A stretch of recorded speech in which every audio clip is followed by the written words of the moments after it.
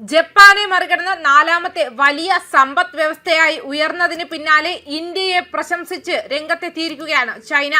പ്രധാനമന്ത്രി നരേന്ദ്രമോദി അധികാരമേറ്റതിനു ശേഷമാണ് ഇത്തരത്തിലൊരു കുതിപ്പിലേക്ക് രാജ്യം പോയതെന്നാണ് വിദഗ്ധർ സൂചിപ്പിക്കുന്നത്. അതുകൊണ്ട് തന്നെ ശത്രുരാജ്യങ്ങൾ ഉൾപ്പെടെ ഇന്ത്യയെ പ്രശംസിച്ചുകൊണ്ട് രംഗത്തെത്തുകയാണ്. കൂടാതെ വരും വർഷങ്ങളിൽ ഇന്ത്യ ഒന്നാമതെത്തുമെന്നും ചിലർ അഭിപ്രായപ്പെടുന്നുണ്ട്. കൃത്യമായ നിലപാടുകളിലൂടെ രാജ്യത്തെ വളർത്തുന്നതിൽ കേന്ദ്ര നേതൃത്വത്തിന്റെ പങ്കും എടുത്തു പറയേണ്ടതാണ്. ചരിത്രത്തെ സത്യസന്ധമായി അഭിമുഖീകരിച്ച് അതിൽ നിന്ന് പഠിച്ച് ഭാവിയുടെ ഉത്തരവാദിത്തം ഏറ്റെടുക്കുന്നതിലൂടെയുമാണ് യഥാർത്ഥ ശക്തി ലഭിക്കുന്നതെന്ന് ഇന്ത്യയുടെ നാഴികക്കല്ല് തെളിയിക്കുന്നുവെന്ന് ചൈന പറഞ്ഞു. ഇന്ത്യ ജപ്പാനെ മറികടന്ന് ലോകത്തിലെ നാലാമത്തെ വലിയ സമ്പദ് വ്യവസ്ഥയാകാൻ ഒരുങ്ങിയിരിക്കുന്നു എന്നറിയുന്നതിൽ സന്തോഷമുണ്ട്.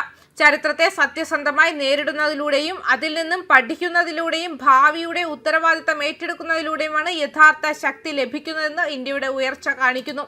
ഇന്ത്യയിലെ ചൈനീസ് എംബസി വക്താവ് യൂജിങ് പറഞ്ഞു. കഴിഞ്ഞ ദിവസമാണ് ജപ്പാനെ മറികടന്ന് ഇന്ത്യ ലോകത്തിലെ നാലാമത്തെ വലിയ സമ്പദ് വ്യവസ്ഥയായി ഉയർന്നുവെന്ന് സർക്കാർ വൃത്തങ്ങൾ അറിയിച്ചത്. അടുത്ത 3 വർഷത്തിനുള്ളിൽ ഇന്ത്യ ജർമ്മനിയെ മറികടക്കുമെന്ന് പ്രതീക്ഷിക്കുന്നുവെന്ന് സർക്കാരിന്റെ വർഷാവസാന സാമ്പത്തിക അവലോകനത്തിൽ പറയുന്നുണ്ട്. ഇന്ത്യയുടെ മൊത്തം ആഭ്യന്തര ഉൽപാദനം 4.18 ട്രില്യൺ ഡോളറിലെത്തിയെന്നും ഇന്ത്യ ഇനി അമേരിക്ക, ചൈന, ജർമ്മനി എന്നിവയ്ക്ക് പിന്നിൽ 4ാം സ്ഥാനത്ത് എത്തിയെന്നും ഡേറ്റ പറയുന്നു.